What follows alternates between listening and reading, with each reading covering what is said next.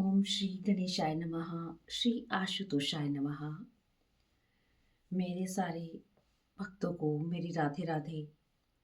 आज हम श्रीमद् भागवत महापुराण सप्ताह कथा एक सदग्रंथ के षष्ठम स्कंद का अध्याय 6 करने जा रहे हैं, जिसमें दक्ष प्रजापति की 60 कन्याओं के वंश का विवरण और अदिति पुत्र त्वष्टा से विश्व रूप का जन्म बताया गया है। श्री सुखदेव जी कहते हैं, राजन, इसके बाद ब्रह्मा जी के बहुत अनुन्य विनय करने पर दक्ष प्रजापति ने अपनी पत्नी अक्सिनी के गर्भ से 60 कन्याएं उत्पन्न की। उन्होंने उसमें से 10 कन्याएं धर्म को, 13 कश्यप को, 27 चंद्रमा को, 2 भूत और 2 अंगीरा को, 2 कुशा अश्व को और 2 शेष 4 तक्षर्य नामक कश्यप को ब्याह दी। इन्हीं की वंश परंपरा तीनों लोकों में फैली हुई है। धर्म की भानु, लंबा, ककुभ, जामी, विश्वा, साध्या, मरुतवती, वसु, मुहूर्ता और संकल्पा नाम की 10 पत्नियां थीं। भानु का पुत्र देव ऋषभ था। देव ऋषभ का पुत्र इंद्रसेन, लंबा का पुत्र विधोत और उसके मेघगण, ककुभ का पुत्र संकट और उसका पुत्र कीकट, कीकट के पुत्र हुए पृथ्वी के संपूर्ण दुर्गों अर्थात किलों के अभिमानी देवता। जामी का पुत्र था स्वर्ग और उसका पुत्र हुआ नंदी। विश्वा के विश्व देव हुए, उनके कोई संतान नहीं हुई। साध्या से साध्यगण हुए और उनका पुत्र था अर्थ सिद्धि। मरुत्वती के 2 पुत्र हुए, मरुतवान और जयंत। जयंत भगवान वासुदेव के अंश होने से उपेंद्र भी कहे जाते हैं। वसु के 8 पुत्र वसु हुए। मूर्ता से मूर्त के अभिमानी देवता उत्पन्न हुए। वे अपने अपने मूर्त में जीवों को उनके कर्मानुसार फल देते हैं। संकल्पा का पुत्र हुआ संकल्प और उसका पुत्र हुआ काम। भूत की पत्नी दक्ष पुत्री सरूपा ने करोड़ों रुद्रगणों को उत्पन्न किया। भूत की दूसरी पत्नी भूता से भयानक भूत और विनायक आदि पैदा हुए। ये सब 11वें प्रधान रुद्र महान के पार्षद हुए। अंगिरा प्रजापति की प्रथम पत्नी स्वधा से पितृगण उत्पन्न हुए। दूसरी पत्नी सती से अर्थवार अंगिरस नामक वेद ही पुत्र रूप में उत्पन्न हुए।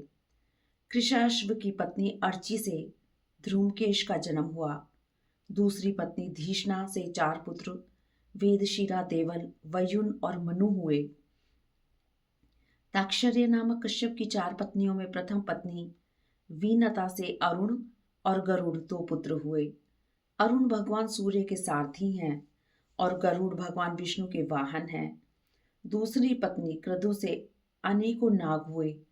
पत्नी पतंगी से पक्षियों का जन्म हुआ। चौथी पत्नी यामिनी से शलभों अर्थात पतंगों का जन्म हुआ। श्री सुखदेव जी ने कहा, परीक्षित, कृतिका आदि 27 नक्षत्र अभिमानिनी देवियां चंद्रमा की पत्नी हैं। रोहिणी से विशेष प्रेम के कारण चंद्रमा को दक्ष ने क्षय रोगी हो जाने का शाप दे दिया, जिससे इन्हें कोई संतान नहीं हुई। चंद्रमा ने दक्ष को फिर से प्रसन्न करके कृष्ण पक्ष की क्षीण कलाओं के शुक्ल पक्ष में पूर्ण होने का वर प्राप्त कर लिया, किंतु संतानहीन ही रहे। अब कश्यप की पत्नियों के नाम बताता हूं। कश्यप की 13 पत्नियां अदिति, दिति, दनु, काष्ठा, अरिष्टा, सूरसा, इला, मुनि, क्रोधवशा, त्रामा, सुरभि, शर्मा और तीमी नाम की थी। ये कश्यप की पत्नियां लोक माताएं हैं। इन्हीं से यह सारा जगत उत्पन्न हुआ। इनकी संतानों का वर्णन आगे करेंगे। दिति के पुत्र हिरण्यकशिपु और हिरण्याक्ष हुए। दनु के पुत्र वैश्वानर की उपदानवी हायशिरा, पुलोमा और कालका नाम की 4 कन्याएं थी। इनमें से उपदानवी के साथ हिरण्याक्ष का और हायशिरा के साथ क्रतु का विवाह हुआ। ब्रह्मा जी की आज्ञा से कश्यप ने ही वैश्वानर की शेष 2 पुत्रियां पुलोमा और कालका के साथ विवाह किया। उनसे पोलोम और काल के नाम के 60,000 रणवीर दानव हुए। इन्हीं का दूसरा नाम नीवातक्वच था। ये यज्ञ कर्म में विघ्न डालते थे, इसलिए परीक्षित, तुम्हारे पितामह अर्जुन ने इन्हें इंद्र को प्रसन्न करने के लिए मार डाला। उस समय अर्जुन स्वर्ग में गए थे। विप्रचिति की पत्नी सिन्हिका के गर्भ से 101 पुत्र उत्पन्न हुए। उनमें सबसे बड़ा राहु था। शेष 100 पुत्रों का नाम केतु था। कश्यप की पत्नी काष्ठा से घोड़े आदि एक खुर वाले पशु पैदा हुए। दनु के ही 61 पुत्र और थे, जिसमें प्रधान शंबर, अरुण, वृषपर्वा और विप्रचिति थे। वृषपर्वा की पुत्री शर्मिष्ठा से नहुष नंदन ययाति ने विवाह किया था। कश्यप की पत्नी अरिष्ठा से गंधर्व, सुरसा से यातुधान अर्थात राक्षस, ईला से वृक्ष लता आदि, मुनि से अप्सरा, क्रोधवशा से सांप, बिच्छू आदि विषैले जंतु, ताम्रा से बाज, गिद्ध आदि शिकारी पक्षी, सुरभि से गाय, भैंस और दूसरे 2 खुर वाले पशु, सरमा से बाघ आदि हिंसक जीव और तिमी से जलचर जंतु उत्पन्न हुए। आदिति के पुत्र विवस्वान, अयरमा, पूषा, त्वष्टा, स्वीता, भग, धाता, विधाता, वरुण, मित्र, इंद्र और त्रिविक्रम अर्थात वामन भगवान थे। यही 12 सूर्य अर्थात आदित्य कहलाए। विवस्वान की पत्नी संज्ञा के गर्भ से श्राद्ध देव अर्थात वैवस्वत, मनु एवं यमयमी का जोड़ा पैदा हुआ। संज्ञा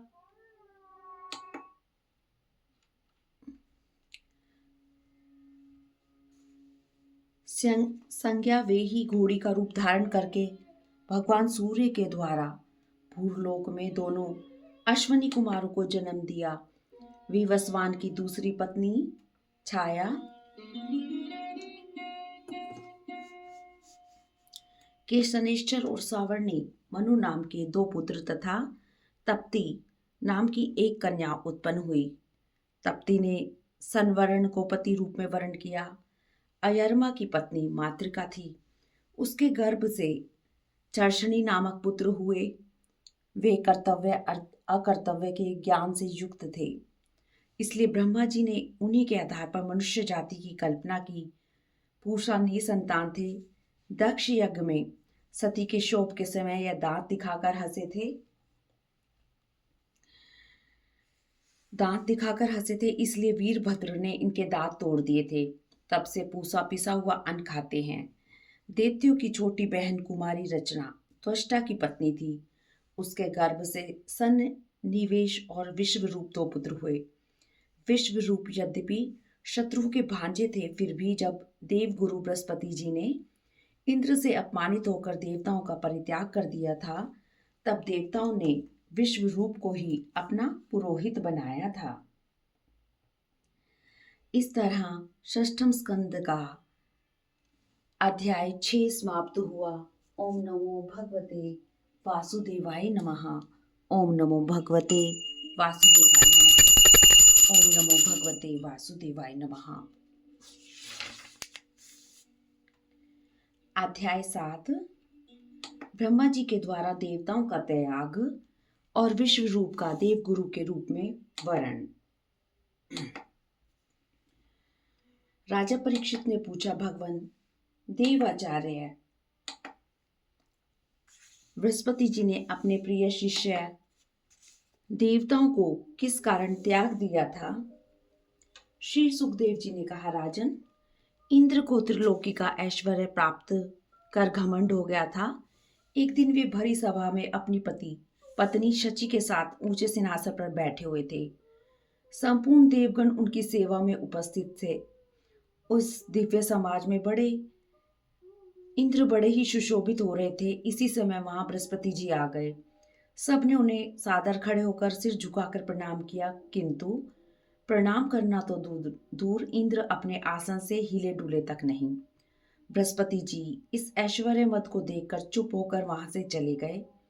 उसी समय इंद्र को चेत हुआ। वे समझ गए कि मैंने गुरुदेव का अपमान किया है। वे सभा में अपनी निंदा करने लगे। मेरे गुरुदेव जी ज्ञान के अथाह समुद्र हैं। मैंने बड़ी धृष्टता की, अब मैं उनके चरणों चरणों पर गिरकर उन्हें मनाऊंगा। राजन, इंद्र ऐसा सोच ही रहे थे कि भगवान बृहस्पति जी अपने घर से निकलकर योग बल से अंतर्ध्यान हो गए। इंद्र ने उन्हें बहुत ढूंढा और ढूंढवाया, किंतु उनका कहीं पता न चला। इंद्र स्वर्ग की रक्षा का उपाय सोचने लगे, किंतु कुछ भी सोच न सके। इधर दैत्यों को इस बात का पता लग गया। उन्होंने शुक्राचार्य के आदेश अनुसार देवताओं पर धावा बोल दिया। पराजित होकर देवता लोग ब्रह्मा जी की शरण में गए। ब्रह्मा जी ने कहा, तुम लोगों ने ऐश्वर्य मद से अंधे होकर ब्रह्मज्ञानी बृहस्पति जी का अनादर किया। उसी अनीति का यह फल है कि बलशाली होकर भी तुम लोग निर्बल शत्रु से पराजित हो गए। ये दैत्य लोग भी पहले अपने गुरुदेव शुक्राचार्य का अपमान कर चुके थे, जिससे ये बहुत निर्बल हो गए थे, किंतु अब भक्ति भाव से उनकी पूजा करके ये धन बल से संपन्न हो गए हैं। मुझे तो ऐसा प्रतीत होता है कि दैत्य लोग कुछ दिनों में ब्रह्मलोक पर अपना अधिकार कर लेंगे। भृगुवंशियों ने इनको अर्थशास्त्र में पूर्ण शिक्षा दी है। ये जो करना चाहें उसे गुप्त रखते हैं। इनका भेद तुम लोग नहीं जान सकते। ऐसी स्थिति में ये चाहे जिस लोक को जीत सकते हैं। केवल स्वर्ग की तो बात ही क्या, जो लोग ब्राह्मण, श्री हरि और गौओं को अपना सर्वस्व मानते हैं और जिन पर उनकी कृपा रहती है, उनका कभी भी अमंगल नहीं होता। अतः अब तुम लोग शीघ्र ही त्वष्टा के पुत्र विश्व रूप को तब तक के लिए गुरु बना लो जब तक कि बृहस्पति जी ना आवे। देवताओं ने विश्व रूप के पास जाकर उन्हें हृदय से लगाकर कहा, बेटा विश्व रूप, हम तुम्हारे पितर हैं। इस समय शत्रुओं ने हमें जीत लिया है। तुम अपने तपोबल से हमारा यह दुख दूर कर दो। हम तुम्हें अपना आचार्य के रूप में वरण करते हैं। आवश्यकता पड़ने पर अपने से छोटों का पैर छूना भी निंदनीय नहीं है। वेद ज्ञान ही बड़प्पन का कारण है, अवस्था नहीं। विश्व रूप ने कहा, पुरोहिती का काम ब्रह्म तेज को क्षीण करने वाला है। फिर भी आपकी आज्ञा का पालन करना ही मेरा स्वार्थ है। हम ब्राह्मण लोग अकिंचन हैं। खेती के कट जाने पर या अनाज की बाजार उठ जाने पर उसमें गिरे हुए कुछ दाने चुग कर लाते हैं। उसी से अपने देव कार्य तथा पितृ कार्य पूर्ण करते हैं। इस प्रकार हमारी जीविका चलती रहती है। तब मुझे पुरोहिताई से निंदनीय वृत्ति की क्या आवश्यकता है। इस वृत्ति से बिगड़ी बुद्धि वाले ही प्रसन्न होते हैं। तब भी मैं तन मन धन से आप लोगों का स्वार्थ पूर्ण करूंगा।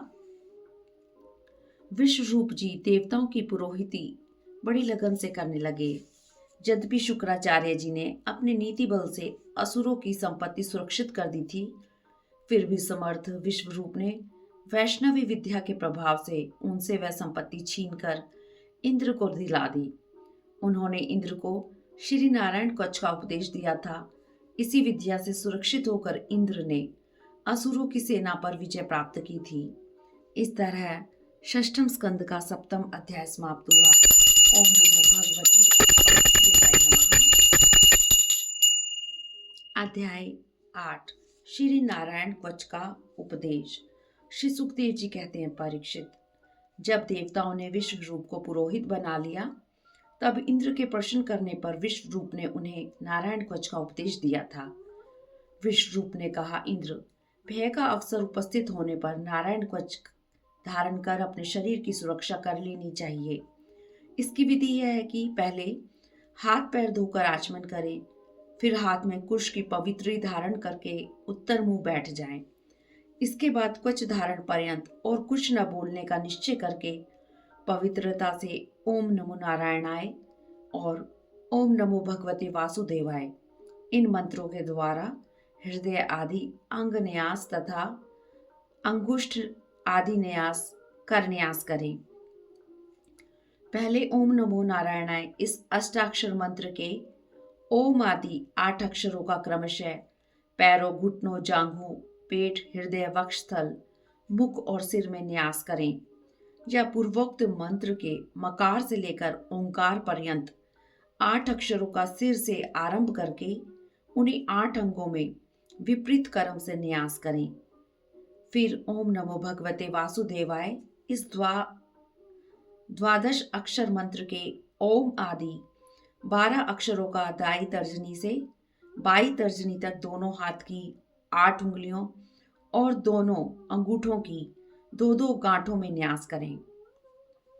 फिर ओम विष्णवे नमः इस मंत्र के पहले अक्षर ओम का हृदय में, वी का ब्रह्मा रंध्र में, श का भौहों के बीच में, अणा का चोटी में, वे का दोनों नेत्रों में और नय का शरीर की सब गांठों में न्यास करें।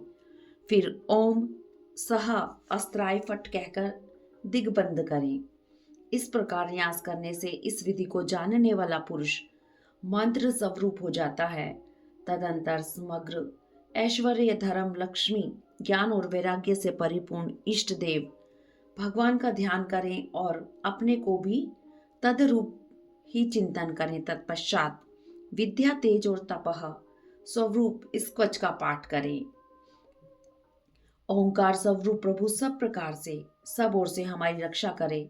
मत्स्य मूर्ति जल जंतुओं से, वामन भगवान स्थल पर, विश्व रूप त्रिविक्रम भगवान आकाश में, नरसिंह भगवान किले, जंगल, रणभूमि आदि विकट स्थानों में, वाराह भगवान मार्ग में, परशुराम जी पर्वतों के शिखरों पर, लक्ष्मण जी सहित भरत जी के बड़े भाई भगवान राम प्रवास के समय, भगवान नारायण भयंकर अभिचारों एवं सब प्रकार के प्रमादों से, ऋषि श्रेष्ठ नर गर्व से, भगवान दत्तात्रेय योग के विघ्नों से और त्रिगुण अधिपति भगवान कपिल कर्म बंधनों से हमारी रक्षा करें। परम ऋषि सनत कुमार कामदेव से, हाय ग्रीव भगवान नारायण भयंकर अभिचारों एवं सब प्रकार के प्रमादों से, ऋषि श्रेष्ठ नर गर्व से, भगवान दत्तात्रेय योग के विघ्नों से और त्रिगुण अधिपति भगवान कपिल कर्म बंधनों से हमारी रक्षा करें। परम ऋषि सन्नत कुमार कामदेव से, हयग्रीव भगवान मार्ग में चलते समय देव मूर्तियों को नमस्कार न करने के अपराध से, देव ऋषि नारद 32 प्रकार के सेवा अपराधों से, भगवान कच्छप नरकों से, भगवान धन्वंतरी कुपथ्य से, भगवान ऋषभ देव जी सुख दुख आदि द्वंद्वों से, यज्ञ भगवान लोक अपवाद से, बलराम जी मनुष्य कृत कष्टों से और शेष जी क्रोधवश नामक सर्पों के समूह से हमारी रक्षा करें। भगवान कृष्ण द्वैपायन व्यास जी अज्ञान से, बुद्धदेव पाखंडियों और प्रमाद से, भगवान कल्कि कलिकामल के दोषों से, प्रातःकाल भगवान केशव अपनी गदा लेकर, कुछ दिन चढ़ाने पर भगवान गोविंद अपनी बांसुरी लेकर, दोपहर के पहले भगवान नारायण अपनी तीक्ष्ण शक्ति लेकर, दोपहर को भगवान विष्णु चक्र सुदर्शन से, तीसरे पैर भगवान मधुसूदन अपनी धनुष से, सायंकाल में ब्रह्मा आदि त्रिमूर्तिधारी माधव, सूर्यास्त के बाद ऋषिकेश, अर्धरात्रि के पूर्व तथा अर्धरात्रि के समय भगवान पद्मनाभ, रात्रि के पिछले पहर में श्री वत्सांचल श्री हरि, उषा काल में खड़गधारी भगवान जनार्दन पद्मनाभ, रात्रि के पिछले पहर में श्री वत्सांचल श्री हरि, सूर्योदय से पूर्व श्री दामोदर और समस्त संध्याओं में काल मूर्ति भगवान विश्वेश्वर हमारी रक्षा करें। हे सुदर्शन चक्र, आप हमारी शत्रु सेना को जला दीजिए। हे कौमोद की गदा, आप कुष्मांड, विनायक, यक्ष, राक्षस, भूत और प्रेत आदि ग्रहों को कुचल डालिए और हमारे शत्रुओं को मार डालिए। हे शंख श्रेष्ठ, आप अपने शंखनाद से हमारे शत्रुओं का हृदय दहला दीजिए एवं जातुधान, प्रमथ, प्रेम, मातृका, पिशाच तथा ब्रह्म राक्षस आदि भयानक प्राणियों को भगा दीजिए। हे भगवान की तलवार, आप भगवान की प्रेरणा से हमारे शत्रु को छिन्न भिन्न कर दीजिए। हे भगवान की प्यारी ढाल, आप हमारे शत्रु को अंधा कर दीजिए। सूर्य आदि ग्रह, धूमकेतु आदि केतु, सर्प आदि रेंगने वाले जंतु, दाढ़ी वाले हिंसक पशु, भूत प्रेत एवं पापियों का कीर्तन करने से तत्काल नष्ट हो जाएं। भगवान गरुड़ एवं विश्वक्सेन ने अपने नाम उच्चारण के प्रभाव से हमें सब प्रकार की विपत्तियों से बचाएं। भगवान के नाम, रूप, वाहन, आयुध और श्रेष्ठ पार्षद हमारी बुद्धि, इंद्रिय, मन और प्राणों को सब प्रकार की आपत्तियों से बचावें। कार्य कारण रूप भगवान के सत्य के प्रभाव से हमारे सारे उपद्रव नष्ट हो जाएं। सर्वज्ञ सर्वव्यापक भगवान श्री हरि सदा सर्वत्र सब स्वरूप से हमारी रक्षा करें। भगवान नरसिंह दिशा विदिशा में नीचे ऊपर बाहर भीतर भीतर सब ओर से हमारी रक्षा करें। विश्वरूप ने कहा, देवराज इंद्र, इस नारायण कवच को धारण करने वाला पुरुष जिसको अपने नेत्रों से देख लेता है अथवा पैर से छू देता है वह तत्काल समस्त भयों से मुक्त हो जाता है। प्राचीन काल की बात है, एक कौशिक गोत्री ब्राह्मण ने इस विद्या को धारण करके योग धारणा से अपने शरीर मरुभूमि में त्याग दिया। उसके मृत शरीर के ऊपर से एक दिन गंधर्वराज चित्ररथ अपनी स्त्रियों के साथ विमान पर बैठकर निकले। वहीं पर विमान सहित गिर पड़े। इस घटना से उन्हें बड़ा आश्चर्य हुआ। बालखिल्य मुनियों ने उन्हें बताया कि यह नारायण कवच का प्रभाव है। तब उन्होंने उस ब्राह्मण की हड्डियों को ले जाकर पूर्व वाहिनी सरस्वती में प्रवाहित कर दिया और फिर स्नान करके वे अपने लोक को गए। राजन, जो इस नारायण कवच को सुनता है और जो धारण करता है वह सब प्रकार के भयों से मुक्त हो जाता है। इस तरह षष्ठम स्कंद का अष्टम अध्याय समाप्त हुआ। ओम नमो भगवते वासुदेवाय नमः। ओम नमो भगवते वासुदेवाय नमः। अध्याय 9, विश्व रूप का वध। वृतासुर द्वारा देवताओं की हार और भगवान की प्रेरणा से देवताओं का दधीचि ऋषि के पास जाना। श्री सुखदेव जी कहते हैं, राजन, हमने सुना है कि विश्व रूप के 3 सिर थे। वे एक मुंह से सोमरस और दूसरे से सुरा पीते थे, तीसरे मुंह से अन्न खाते थे। उनके पिता त्वष्टा 12 आदित्य में एक आदित्य थे। उनकी माता असुर कुल की थी, अतः वे मातृ स्नेह से छिप छिप कर असुरों को भी आहुति दिया करते थे। उनके इस कपट को देख और जानकर इंद्र ने उनके 3 सिर काट दिए। विश्व रूप का सोमरस पीने वाला सिर पपीहा, सुरापान करने वाला गरैया और अन्न खाने वाला शरीर सिर तीतर हो गया। विश्व रूप के वध से लगी हुई ब्रह्म हत्या को इंद्र ने 4 भाग में विभक्त कर पृथ्वी, जल, वृक्ष और स्त्रियों को दे दिया। पृथ्वी ने बदले में यह वरदान लेकर कि जहां गड्ढा होगा वह समय पर अपने आप भर जाएगा, इंद्र की ब्रह्म हत्या का चतुर्थांश स्वीकार कर लिया। वही ब्रह्म हत्या ऊसर के रूप में दिखाई पड़ती है। दूसरा चतुर्थांश जल ने लिया। उन्हें यह वर मिला कि खर्च करते रहने पर भी निर्जर आदि के रूप जल की वृद्धि होती रहेगी। फेन, बुदबुद आदि के रूप में वही ब्रह्म हत्या दिखाई पड़ती है। अतः मनुष्य उसे हटाकर जल पीते हैं। वृक्ष ने यह वर पाकर कि उसका कोई भी हिस्सा कट जाने पर फिर जम जाएगा, ब्रह्म हत्या का तीसरा चतुर्थांश स्वीकार किया। उनमें अब भी गोंद के रूप में ब्रह्म हत्या दिखाई पड़ती है। स्त्रियों ने यह वर पाकर कि वे सदा पुरुष का सहवास कर सकें, ब्रह्म हत्या का चतुर्थ अंश स्वीकार किया। उनकी ब्रह्म हत्या प्रत्येक महीने में रज के रूप में दिखाई पड़ती है। 3 दिन तक इसके रहने से स्त्री पुरुष सहवास नहीं करती। विश्व रूप की मृत्यु के बाद उनके पिता त्वष्टा, हे इंद्र शत्रु, तुम्हारी वृद्धि हो, शीघ्र अपने शत्रु को मार डालो। इस मंत्र से इंद्र का शत्रु उत्पन्न करने लगे। यज्ञ समाप्त होने पर अनहावार्य पचन नामक अग्नि अर्थात दक्षिणा अग्नि से एक बड़ा भयानक दैत्य प्रकट हुआ। त्वष्टा के तमोगुणी उस पुत्र ने सारे लोगों को घेर लिया। इसी से उसका नाम वृतासुर पड़ा। सारे देवताओं के अस्त्र शस्त्र को वह निगल गया। दीनहीन होकर देवता लोग आदि पुरुष श्री नारायण की शरण में गए। देवताओं ने भगवान नारायण की 7 श्लोकों से स्तुति की। वायु, आकाश, अग्नि, जल और पृथ्वी, ये 5 भूत, इनसे बने हुए तीनों लोग, उनके अधिपति ब्रह्मादि तथा हम सब देवता जिस काल से भयभीत होकर पूजा सामग्री आदि से उनकी आराधना करते हैं, वही काल भगवान से डरता रहता है। अतः अब वही भगवान हमारी रक्षा करें। जिससे प्रसन्न हो भगवान प्रकट हुए। भगवान का दर्शन पाकर सभी देवता आनंद से भरकर धरती पर लौटकर उन्हें साष्टांग दंडवत करने लगे।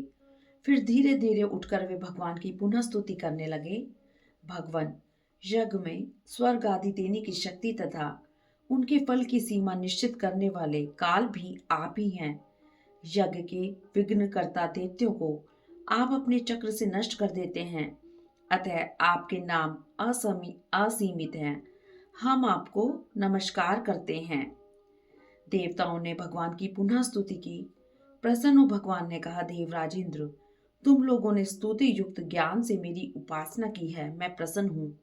अब तुम लोग ऋषि शिरोमणि दधीची के पास जाओ और उनसे उनका शरीर जो उपासना, व्रत और तप के कारण अत्यंत दृढ़ हो गया है, मांग लो। अश्विनी कुमार के मांगने पर वे तुम लोगों को अपने शरीर के अंग अवश्य दे देंगे। विश्वकर्मा के द्वारा उन अंगों से एक श्रेष्ठ आयुध तैयार करा लेना। देवराज इंद्र, मेरी शक्ति से युक्त होकर तुम उसी शस्त्र के द्वारा वृत्तासुर का सिर काट लोगे। उसके मर जाने पर तुम लोगों को अस्त्र शस्त्र और संपत्तियां प्राप्त हो जाएंगी। तुम सबका कल्याण अवश्य होगा, क्योंकि मेरी शरण में आने वाले की कोई कष्ट नहीं दे सकता। इस तरह षष्ठम स्कंद का 9वां अध्याय समाप्त हुआ। ओम नमो भगवते वासुदेवाय नमः। ओम नमो भगवते वासुदेवाय नमः। अध्याय 10। देवताओं द्वारा दधीचि ऋषि की अस्थियों से ब्रज निर्माण और वृतासुर की सेना पर आक्रमण। श्री सुखदेव जी कहते हैं, जब देवताओं ने अर्थवेदी दधीचि ऋषि से भगवान की आज्ञा अनुसार याचना की, दधीचि ऋषि को बड़ा आनंद हुआ। उन्होंने हंसकर कहा, देवताओं, आप लोग संभवतः यह नहीं जानते कि मरते समय जीवों को बड़ा कष्ट होता है। चेतना रहते उन्हें असहनीय पीड़ा होती है और अंत में वे बेहोश हो जाते हैं। जीवन की इच्छा वाले लोगों को उनका शरीर ही अमूल्य होता है। शरीर ही उसके लिए अति अभिष्ट वस्तु होती है। ऐसी स्थिति में स्वयं भगवान विष्णु के भी मांगने पर कोई भी अपना शरीर नहीं देना चाहेगा। देवताओं ने कहा, प्रभु, आप महान, उदार एवं दयालु हैं। आपके बारे में बड़े बड़े महापुरुष कहते हैं कि प्राणियों की भलाई के लिए आप सब कुछ निछावर कर देते हैं। निसंदेह मांगने वाले स्वार्थी होते हैं। देने वाला किस कठिनाई में पड़ सकता है, यह विचार उन्हें नहीं होता। यदि समझ होती तो वे मांगते ही क्यों। इसी प्रकार मांगने वाले की विपत्ति को दाता नहीं जानता, अन्यथा दाता नहीं कर ही नहीं सकता। अर्थात आप हमारी विपत्ति को समझकर हमारी मांग पूरी कीजिए। दधीचि ऋषि ने कहा, देवताओं, आप लोगों के मुंह से धर्म की बातें सुनने के लिए ही आपकी मांग के प्रति उपेक्षा दिखाई। यह लीजिए, मैं अपने प्यारे शरीर को आप लोगों के लिए अभी छोड़ देता हूँ, क्योंकि एक दिन यह स्वयं ही मुझे छोड़ने वाला है। महर्षि जी ने ऐसा निश्चय करके अपने को परम ब्रह्म परमात्मा श्री भगवान में लीन करके अपना स्थूल शरीर त्याग दिया। भगवान की शक्ति पाकर इंद्र अति बलवान हो गए। विश्वकर्मा जी ने दधीचि ऋषि की हड्डियों से ब्रज बनाकर उन्हें दिया और उसे वे लेकर ऐरावत हाथी पर सवार होकर देवताओं की सेना को लेकर वृतासुर पर धावा बोल दिया। वृतासुर भी दैत्य सेनापतियों की बहुत बड़ी सेना के साथ मोर्चे पर डटा हुआ था। भयंकर युद्ध हुआ। देवराज इंद्र हाथ में ब्रज लेकर रुद्र, वसु, आदित्य, दोनों अश्विनी कुमार, पितृगण, अग्नि, मरुदगण, ऋभुगण, साध्यगण और विश्वदेव आदि के साथ अपने तेज से शोभायमान हो रहे थे। वृतासुर आदि दैत्य उन्हें देखकर और चिढ़ गए।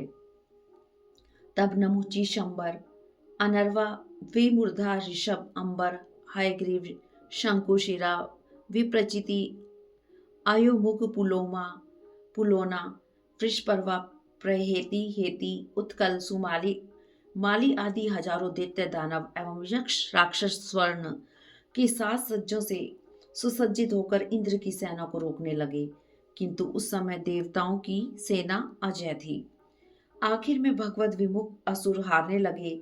उनकी वीरता का घमंड जाता रहा। अब वे अपने सरदार वितासुर को युद्ध भूमि में छोड़कर भागने लगे। जब धीर वीर वितासुर ने देखा कि मेरे अनुयायी असुर भाग रहे हैं, तब अति भयभीत होकर भी हंसकर कहने लगा, असुरो भागो मत, मेरी बात सुनो। जो पैदा हुआ है उसे एक न एक दिन अवश्य मरना पड़ेगा। ऐसी स्थिति में यदि मृत्यु के द्वारा स्वर्ग आदि लोक और सूयश मिल रहा है, तो ऐसा कौन बुद्धिमान है जो उस उत्तम मृत्यु को नहीं अपनाएगा। संसार में दो प्रकार की मृत्यु परम दुर्लभ और श्रेष्ठ मानी गई है। एक तो योगी पुरुष का अपने प्राणों को वश में करके ब्रह्म चिंतन के द्वारा शरीर का परित्याग, और दूसरा युद्ध भूमि में सेना के आगे रहकर बिना पीठ दिखाए जूझ मरना। यह तुम लोगों के लिए शुभ अवसर है। इस तरह षष्ठम स्कंद का 10वां अध्याय समाप्त हुआ। ओम नमो भगवते वासुदेवाय नमः। ओम नमो भगवते वासुदेवाय नमः। अगले अध्याय 11 में हम वीर वृतासुर की वीरवाणी और भगवत प्राप्ति का अध्ययन करेंगे। तब तक के लिए मेरे सभी भगवान भक्तों को राधे राधे।